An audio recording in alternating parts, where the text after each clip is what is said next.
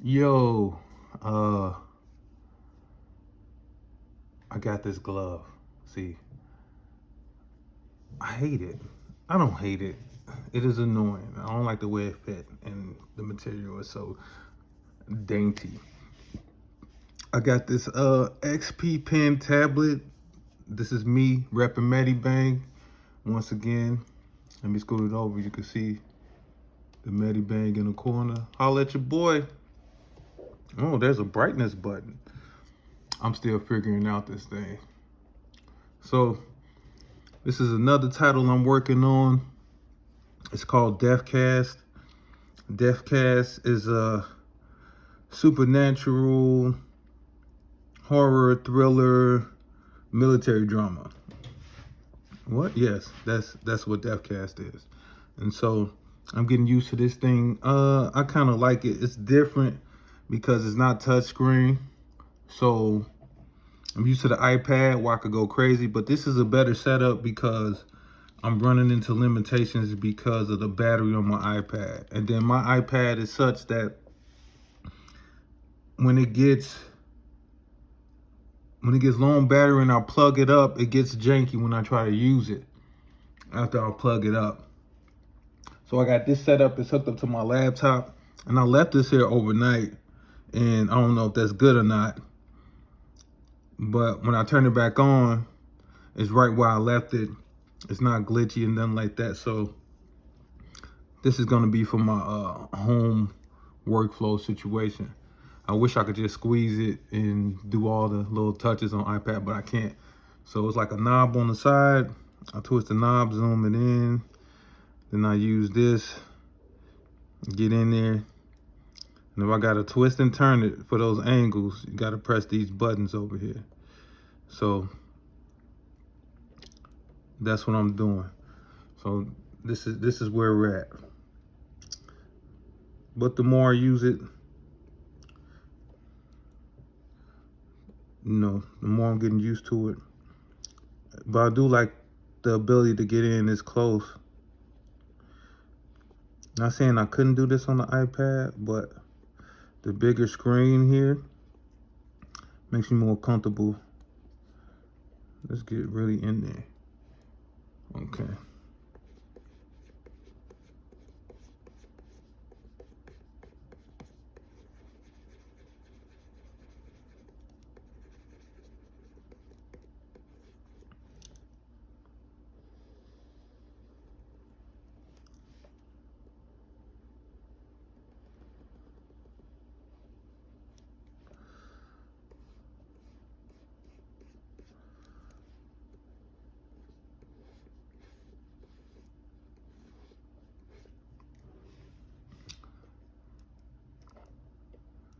I didn't know this didn't touch right there. Maybe those are too big. It don't matter. We'll make it work. Got the sights on the gun and whatnot.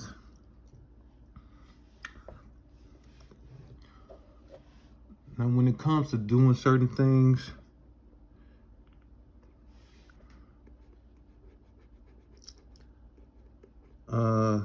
when I'm dealing with fiction, I'm not trying to make it super realistic. So like with Chain Gun, it's like a Western, it's not historically accurate at all. And so a lot of my research is just in the realm of fiction for those genres. So I don't do research for, I don't do reality-based research for the fictions that I'm making. I do research in the fiction, in the history of that type of fiction, and I'll look for the tropes and the typical messaging and the universal archetypes, and I'll play with those things. And so when it comes to like the military tactics and procedural things that are going on in Deathcast, it is not based on what the military is actually doing. It is based on my research in movies and comics and literature, and how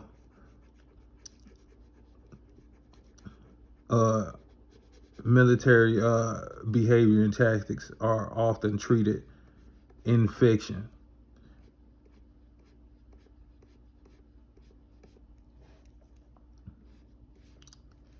I think it's a poor thing that a lot of people judge fiction through a realistic lens. I feel like people aren't media literate when it comes to fiction, and then they miss a lot of the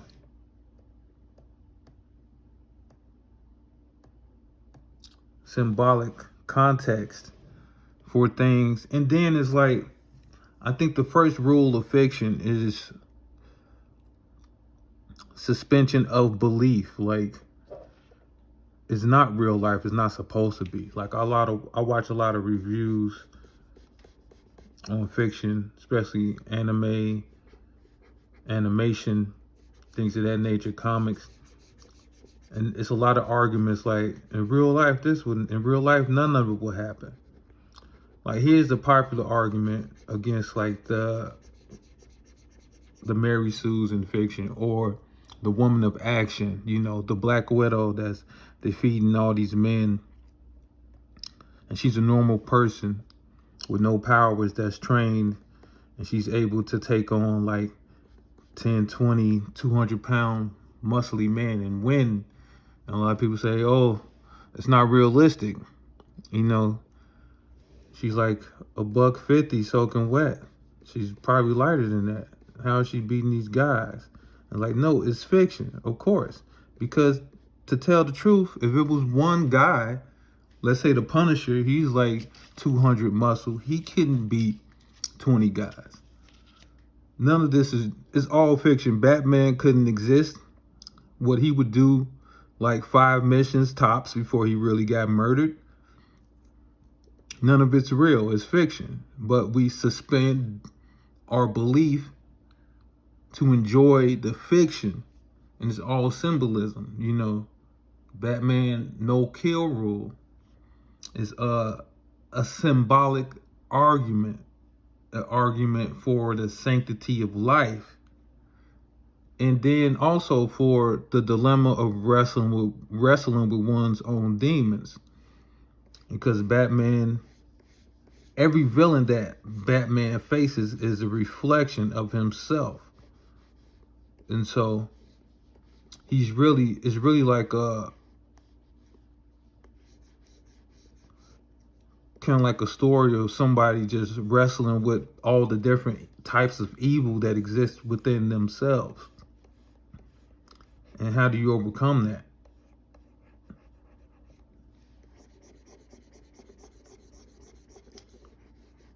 And so that's when we really get into it, But that's neither here nor there. So yeah, if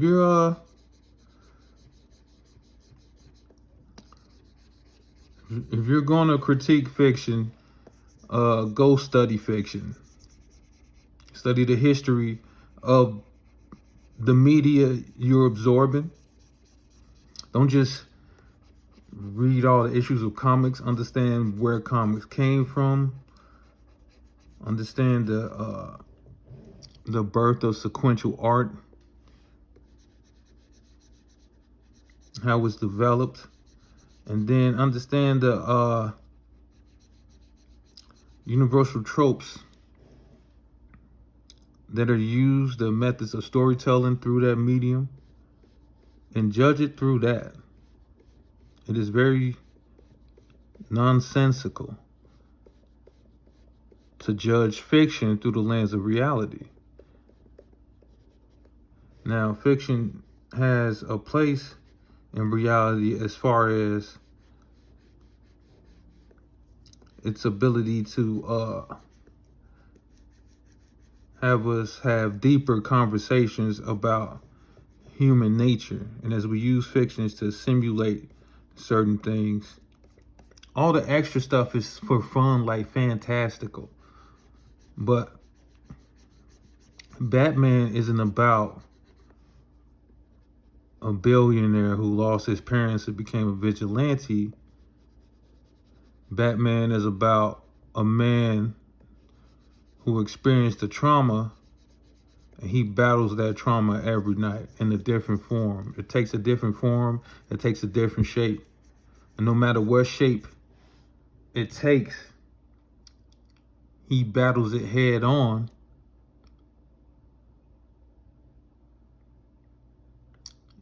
He doesn't just try to destroy it, he tries to liberate that part of himself that is struggling.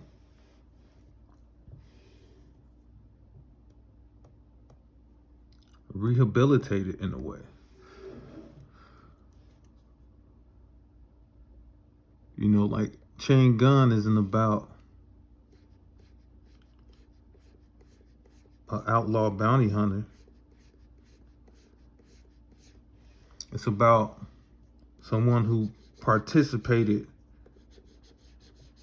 in a wrongdoing, or his participation in working with somebody that's gonna do wrong.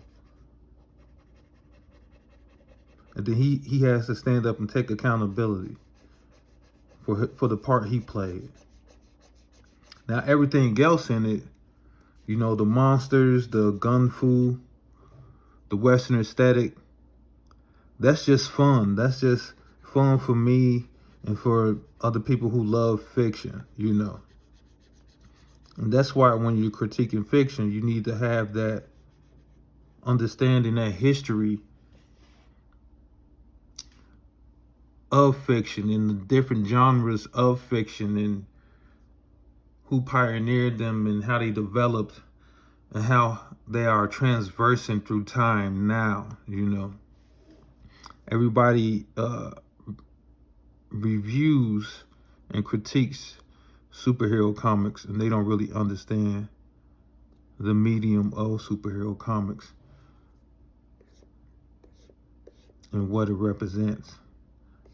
And, you know, they're just seeing something cool, but then they critique it through the lens of reality, which a lot of times leads me to believe that the critic themselves doesn't have a good grasp on reality. You got to critique it through the lens of the historical context of the comic book medium. And that's a whole different story. That's a whole education. I don't even know if they teach that. A lot of people have that. And then you see the underlying symbolism beneath the medium and what it really stands for. You know, a lot of time it's easy, you know. Characters like Superman stand for hope.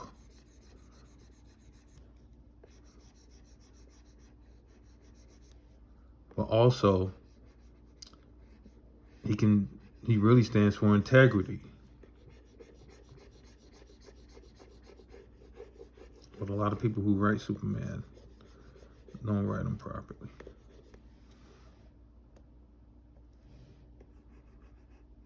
But I digress.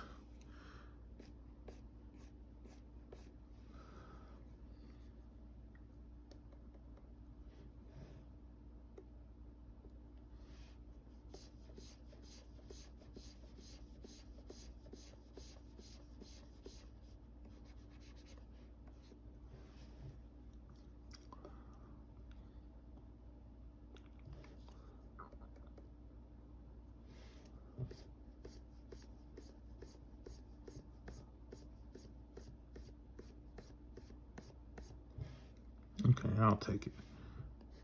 I wasn't going there first.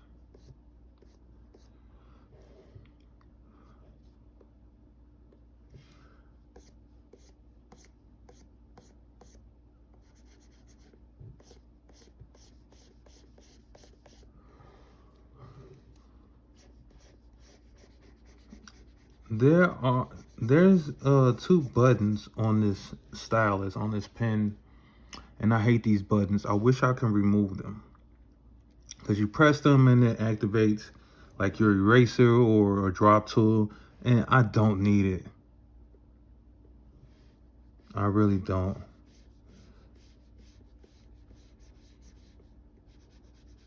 And then there's buttons on the side, shortcut keys, as they say. And I guess you can program them to do different things. I don't need it. I don't want it. There's this knob I'm turning to zoom in and zoom out. If I had two knobs that zoom in and zoom out, and then another knob that would turn the canvas instead of me pressing the buttons over here, that's all I need. Zoom in, zoom out, turn canvas. And then like a dial on the side. I guess I'll make those hotkeys going up and down on the page, like so. But that's about it. So this is making Deathcaste. I'm gonna do some research because I was talking to my colleague over our live we did. I was talking to him about horror comics, and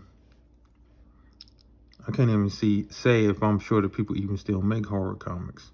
I mean, there are horror elements in comics, but when horror comics were a thing long ago,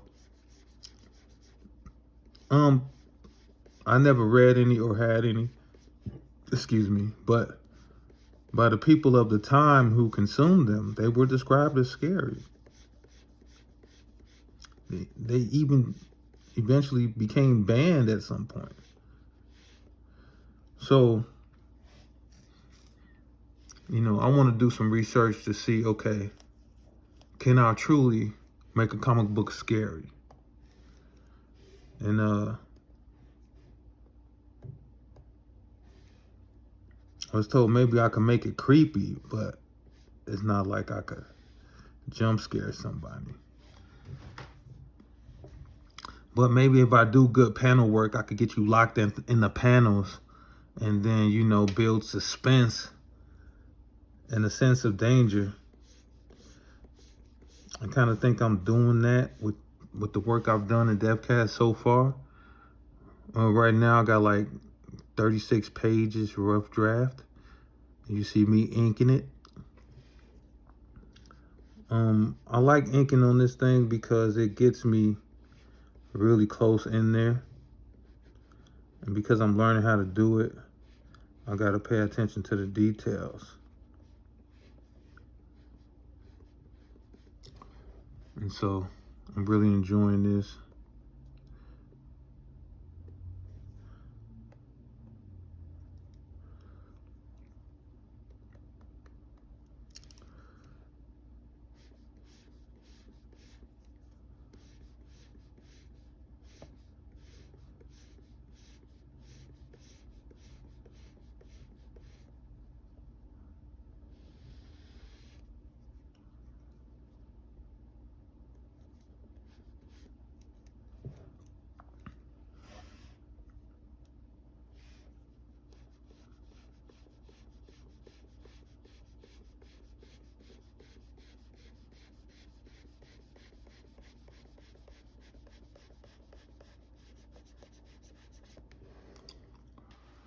Let me see.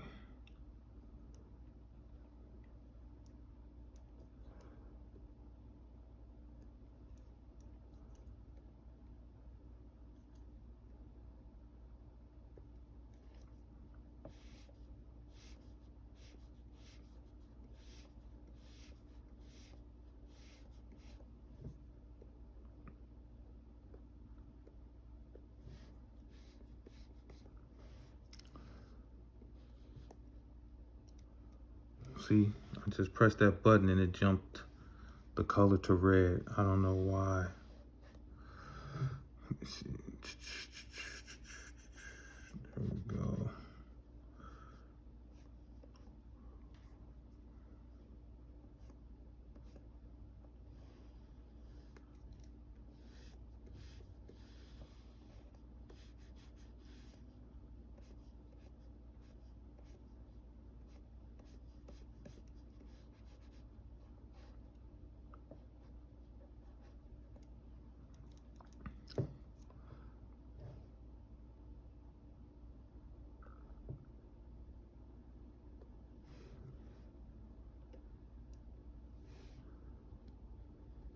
I try to hold it at the bottom so I don't mistakenly hit this darn thing.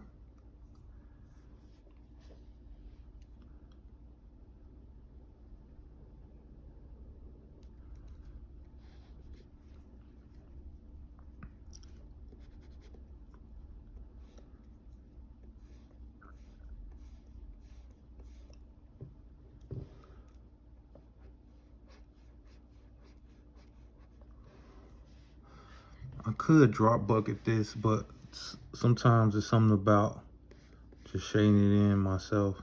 I enjoy it. I will increase the brush size to make it less taxing.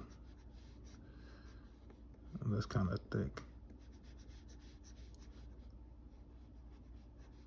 THICC? I'm just kidding.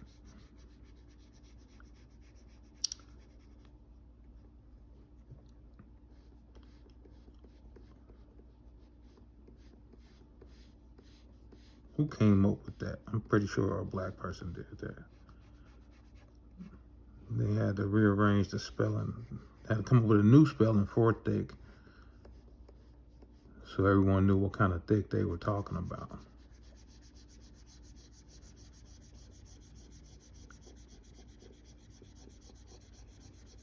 So much respect and props to Black consciousness for making thick popular. I remember a time it was only love for skin and bones. Now thick is beautiful. Thank you, Black America.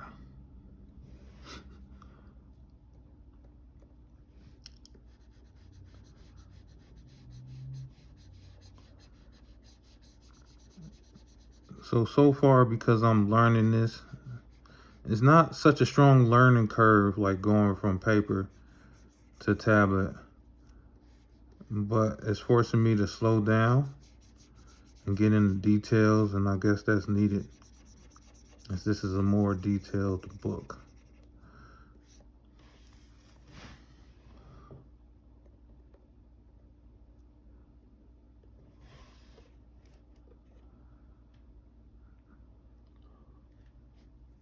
And so they have on these helmets, this kind of got like this kind of glass reflective material.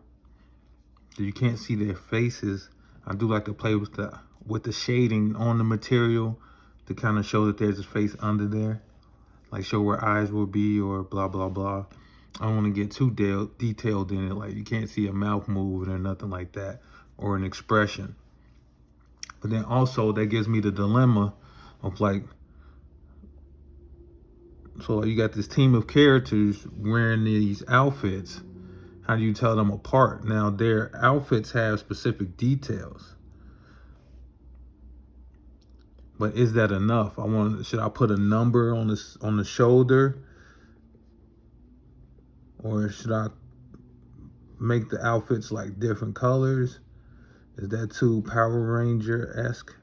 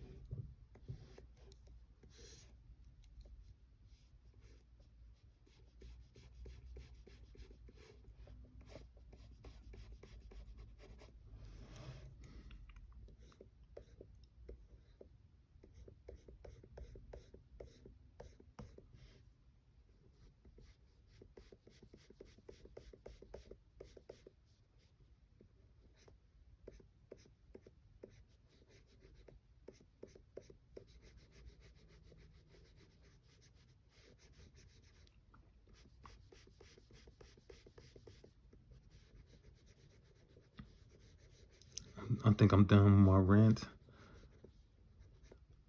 about the proper way to review media. I mean, the internet has given a voice to crowds of novices, which there's a place for that. You know, I don't believe anyone's voice should be taken away.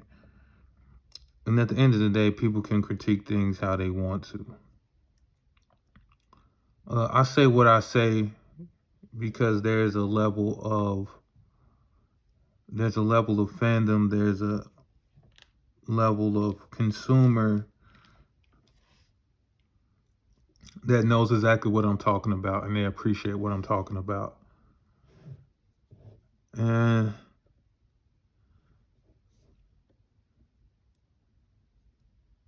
we want to make way for the critics who know what they're talking about.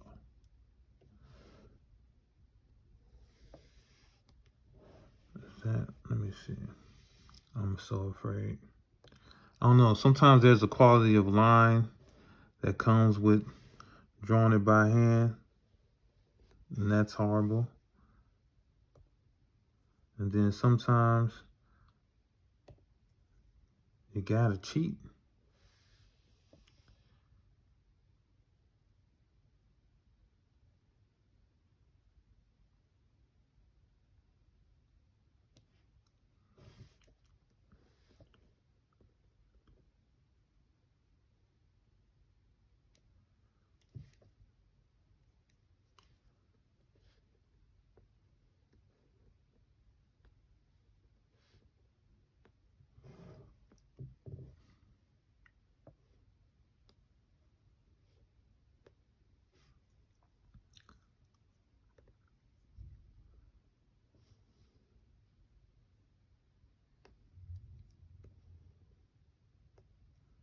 That looks silly.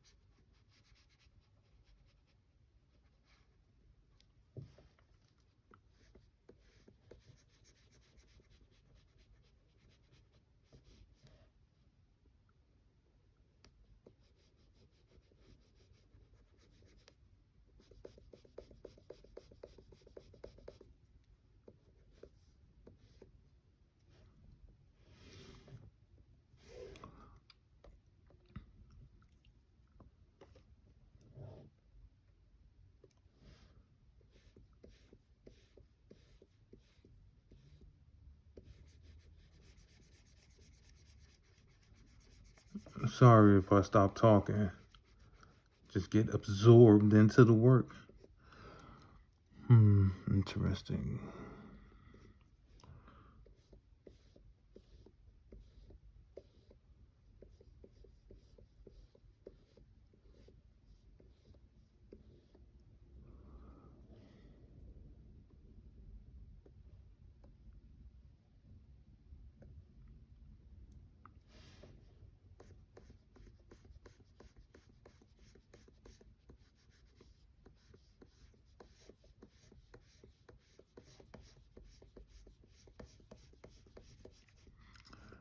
And if you're drawing digitally, I want you to start drawing.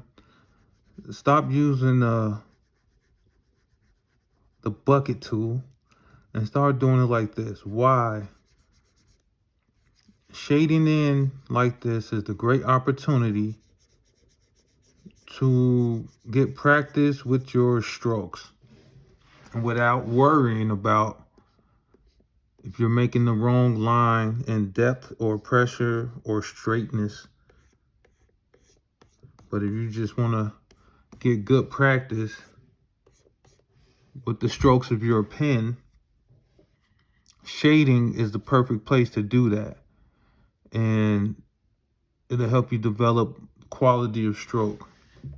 But if you just do the outline like I did at first, and then bucket tool, drop the black in there, you lose that experience. And so shade by hand as much as possible. I know as comic book creators, this can be a very taxing ordeal. But as much as possible, as much as you can, do it by hand. It'll increase your skills 100-fold.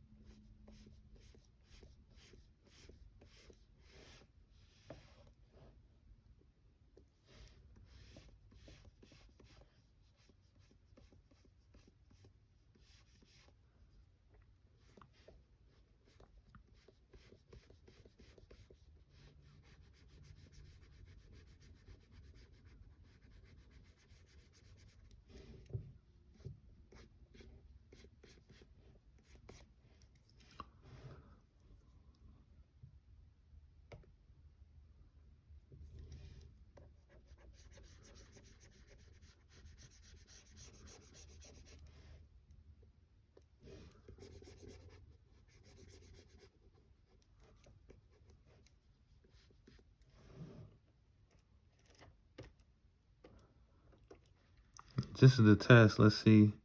Let's move it over. Let's zoom in. Let's take the red off. How's it looking?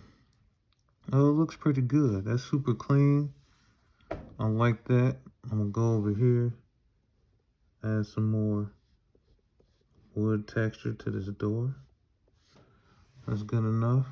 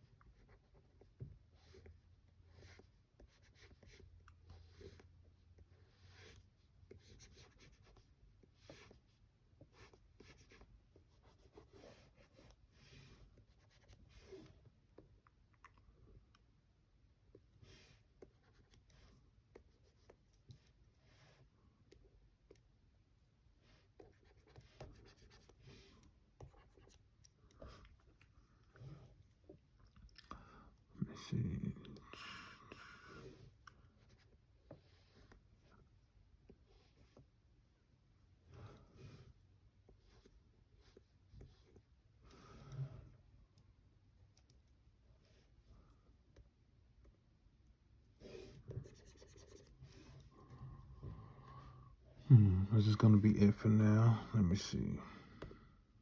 Don't want to go further.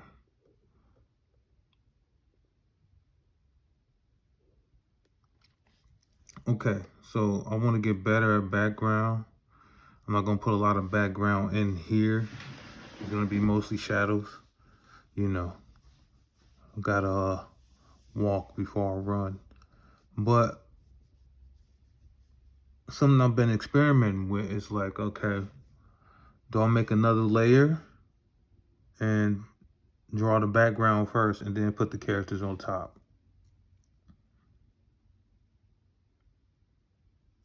Then I can erase where I need to without worrying about like kind of like disturbing the art. So I would drop another layer in there.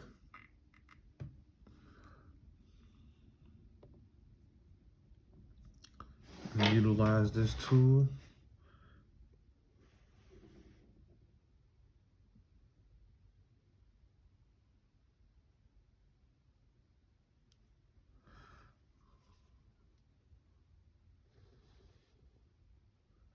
I just gotta keep an eye on these layers, man.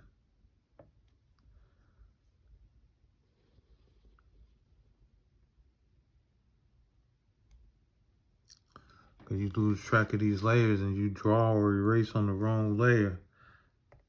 I swear it's the end of the world.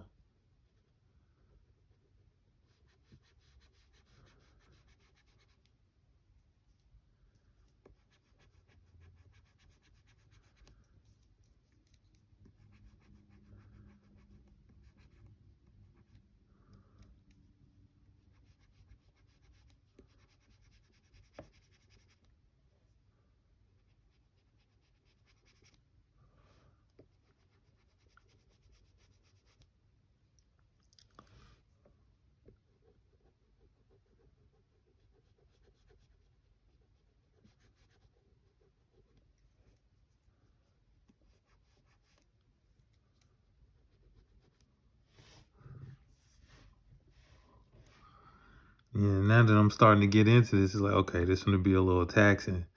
Let me take my little break. How long is this video? Oh, 41 minutes. This is a good place to stop. All right, you guys see what I'm up to. This is Deathcaste, brought to you by DaMaddKing, unofficially. Hey, DaMaddKing, holla at your boy. I'm finna start dropping the CEO name, man. You finna put it in a hashtag and everything. You gonna have to get at me. Nobody's drawing comics with DaMaddKing of this quality on the planet like I'm doing. Nobody's doing it, man. You gotta come, make a deal with your boy, man. I'm telling you. All right. I'm gonna put this out. I'm gonna start putting DaMaddKing on the front of my comics. You're gonna pay me one way or the other. So hey, get it how you live. Peace.